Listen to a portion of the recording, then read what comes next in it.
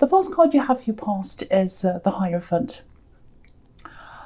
Okay, what I'm getting here is it really feels like someone's trying to come close to you, or they want to come close to you, even if they're not trying. That's what they're thinking. It's this energy of, I want to come close, I want to come close.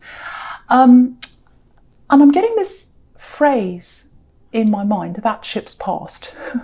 So obviously that means that you are not interested. It's like that ship's passed. So that's kind of what I'm getting there. I think maybe a while ago you might have been, the ship might not have passed. You might have been okay with talking to them, or even just hearing what they have to say. But yeah, I just think so much has happened between you. And I just think, it just feels to you like, oh, do I want to go through that again with them? Do I want to talk to them again? It actually feels like, do I want to drag myself through that again? Very, very bad. So it's like, oh, it just feels like a drag.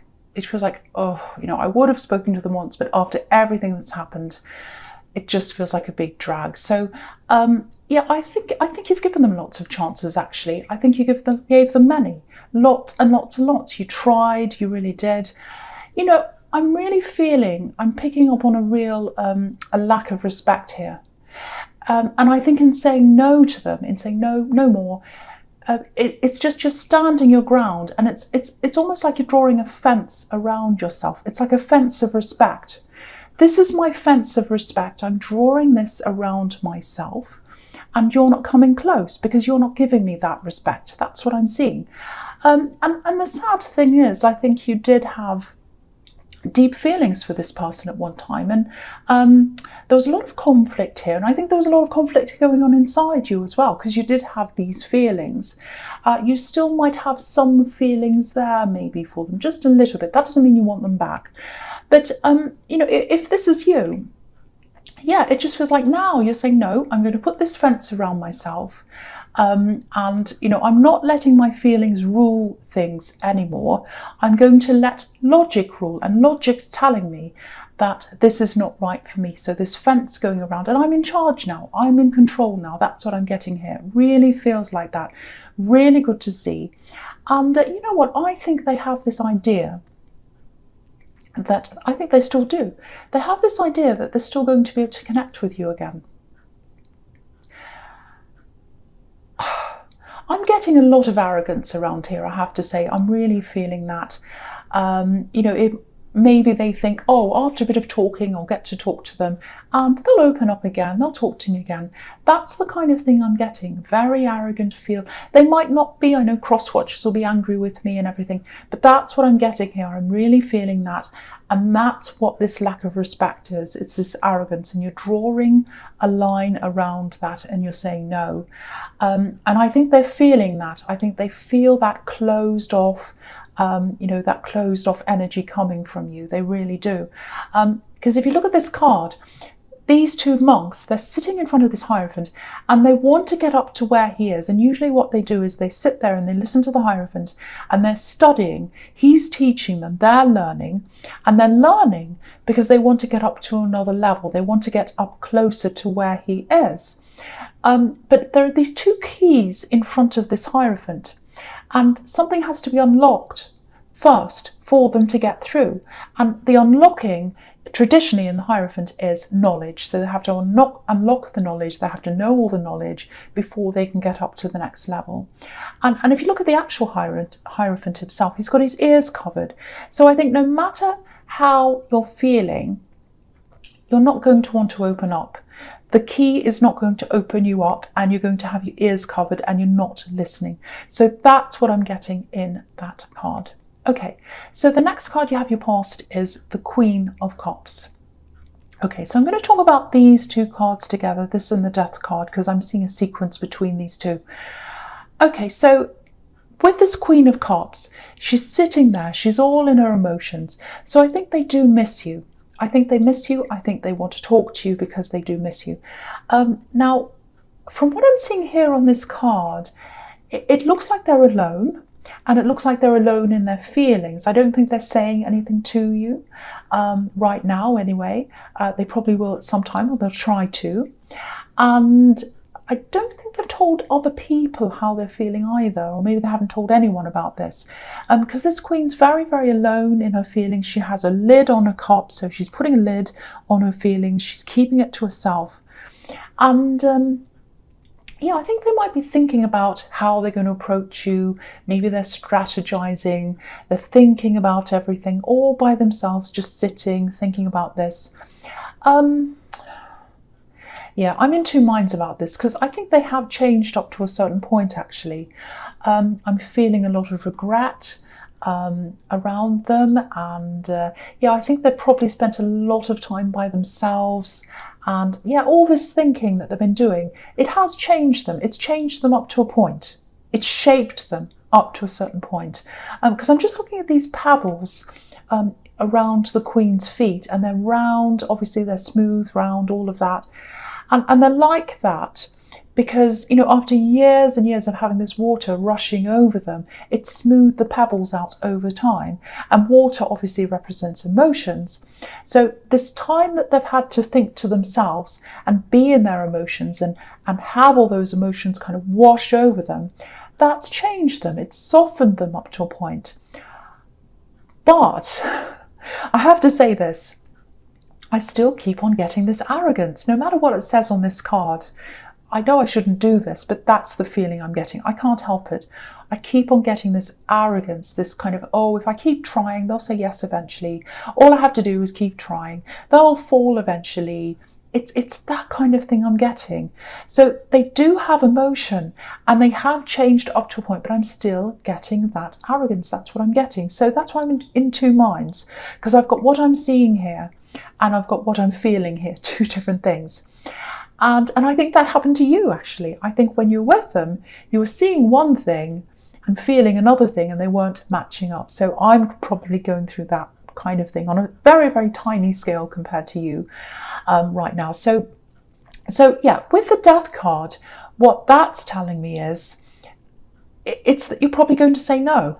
I'm seeing that again because I don't know when this is going to be when you say no, but you know, it might be that you start talking to them again and then after a while you realize it's not what you want, or you know, it might be that you just say no right away. You just take one look at them and say no. It might be that. But you know, whenever that is or whatever happens, the Death card's final. So that no is a final no. So once you say no, that's it, it's final. So that's what I'm getting in all those cards. So I hope that makes sense to someone. Okay, so the first card you have your present is the Seven of Cups, yes.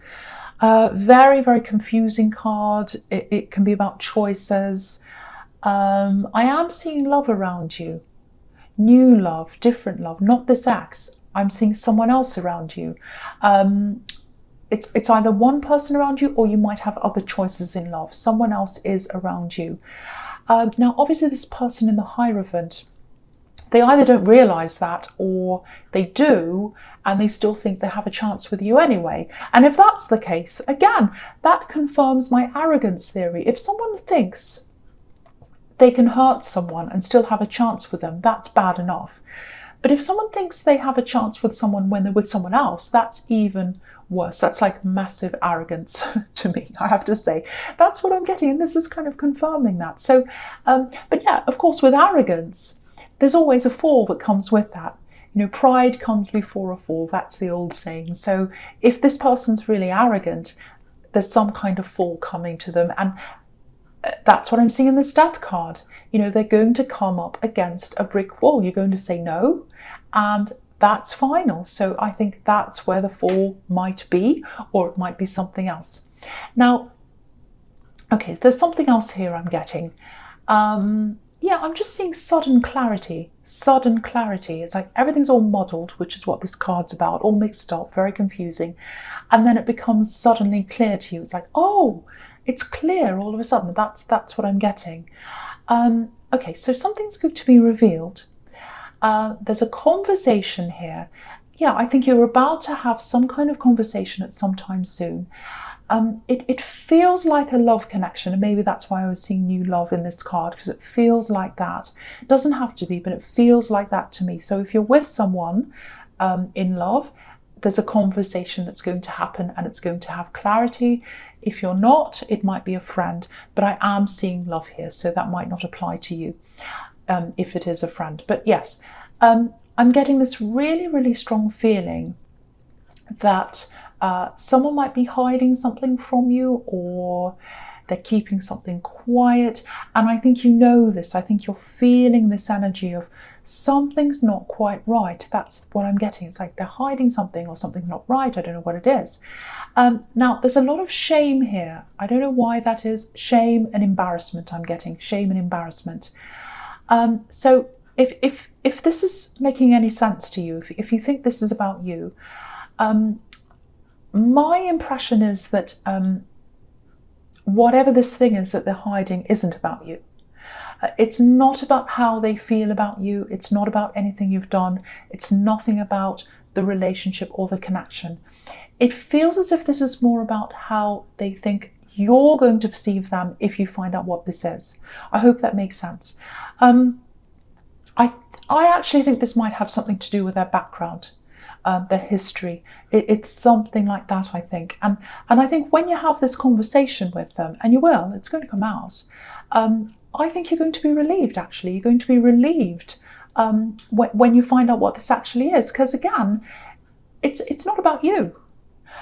If you look at the man on this card, you know, he's totally in the dark. He's a silhouette, so he's totally in the dark. And you know, he's completely confused. He's got everything in front of him. He doesn't know what to do. He doesn't know what to think. But have a look at this cup. It's right in the center, right up the very top. The one that's kind of the central cup in everything. Now, yeah, there's a cloth over it. There's a cloth sitting over the top of this cup. So we can't see what's under the cloth. But obviously, whatever it is, it's something that's quite important, because there's a red light and it's radiating out from whatever's under there. It's not on any of the other cups, just that one. And so sometimes, you know, and sometimes red can be about danger, warning. You know, if you think of a red light flashing on and off, fire, things like that, danger, warning, get out of the way, panic, all that kind of thing. So they have this kind of panic inside them when they imagine having this conversation with you or telling you about this. But, you know, I think when they finally do tell you, your reaction's not going to be anywhere near as bad as what they think. You're going to be quite relieved, actually, because, you know, I think you're probably imagining all kinds of things like this man. He doesn't know what to think. He's all confused and he's imagining all kinds of things. And I think that's how you are. So, yeah, this is going to be a huge relief for you. And that cloth is going to be lifted up and you'll be able to see what's underneath. And it's going to be a relief. It really, really is. And yeah, I think this conversation's probably going to happen probably over the next few weeks. Just a little warning, it might feel worse for you before the conversation actually happens. What I mean by that is, not just for you, but, well, yeah, probably for you, but if you're in a relationship with this person, it might be in the build up to having this conversation, they might be a little bit more distant from you.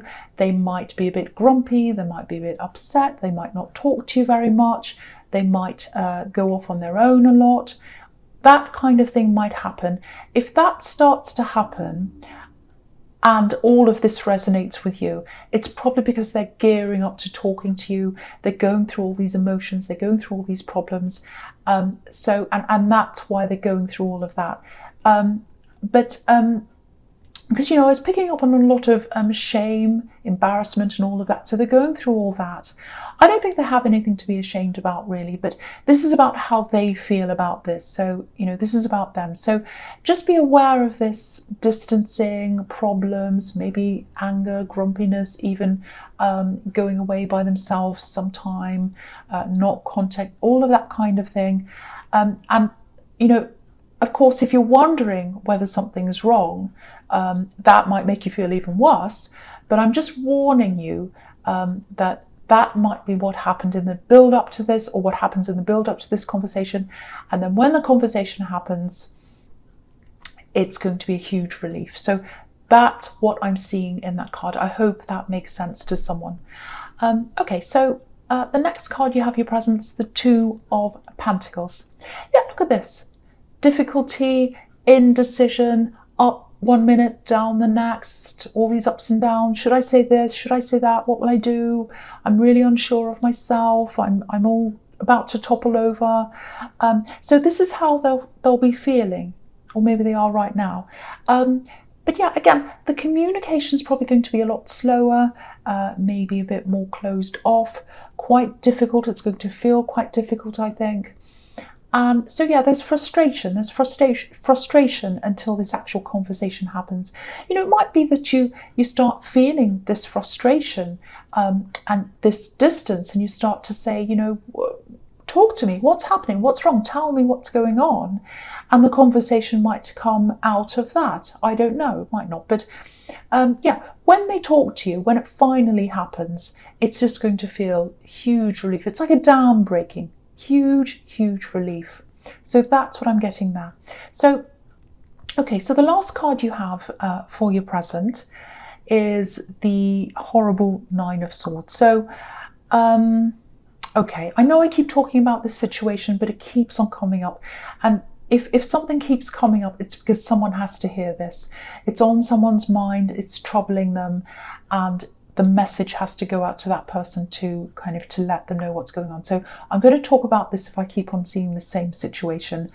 So yeah, there's something they've been carrying around for a long, long time, maybe a year, maybe longer than that. And because, this woman's obviously very distressed. She's having nightmares. She's worried about this. Now, if you look at this bed, you probably can't see it. I'm going to move it up so you can see. Okay, so it's a wooden bed that this woman's sleeping on. And there's a hand-carved image of someone being stabbed underneath that. Not really my choice of bedroom decor, I have to say. But anyway, it's underneath her, it's under her. So whatever's happened to this person, or whatever they've done, or whatever's happened, it's happened in their past. It's behind them, it's beneath them, because this is beneath this woman, and that's what's making her worry. And it's like they've tried to push this down under them, push this down. They've tried to ignore this, but they haven't been able to do that, and it keeps on popping up, and they push it down again under the bed, under the surface. When you hide things under the bed, if someone comes over and you go, oh gosh, what a mess, I have to hide it under the bed. So they've kind of pushed it all down under the bed. And it obviously hasn't worked for them because it's really stressing them out. And it's really heartbreaking to see something like this. And it's almost become a cage for them. Look at these swords. It looks like they're forming a cage around this poor woman. So, when this all comes out, it's not just you that's going to be relieved. It's them as well. It's going to be a huge relief for them because they're carrying around this big burden. They're finally going to drop this, and it's going to be really amazing for both of them. Sorry, both of you and them, I'm trying to say. Okay, so I'll go on with the next card, which is the future card, which is the Three of Wands. Okay, so I'm seeing a bit of a sequence here as well. I'm looking at all of these three cards down here.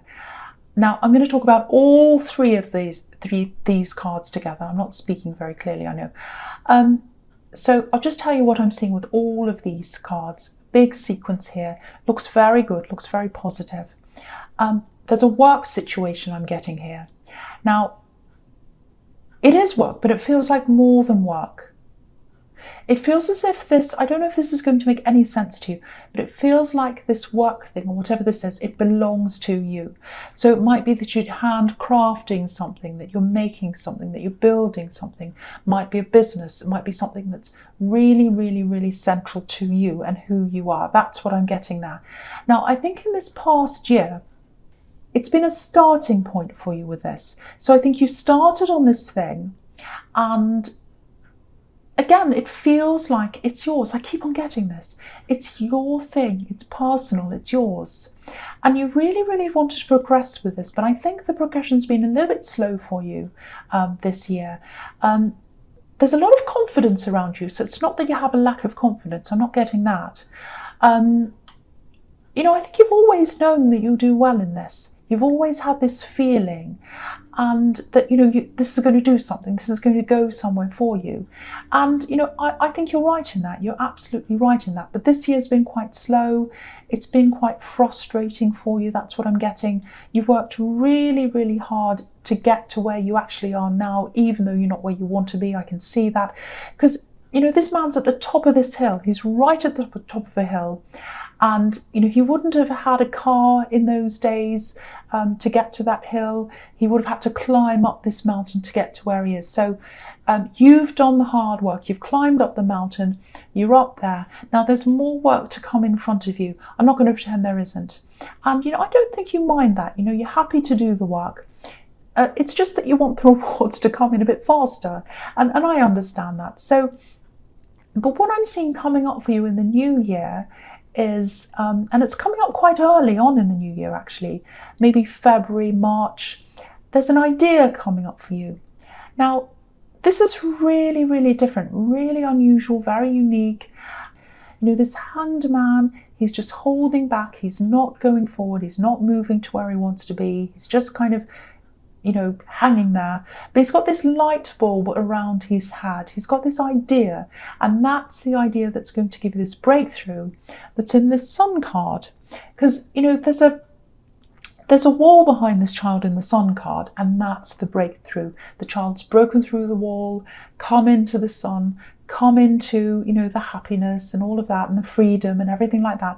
So that's what this work or this business breakthrough or whatever this is going to feel like for you. You're going to come out of that breakthrough, and then the success is going to start coming in quite quickly for you. Quite early on next year, I'm seeing that starting to happen for you.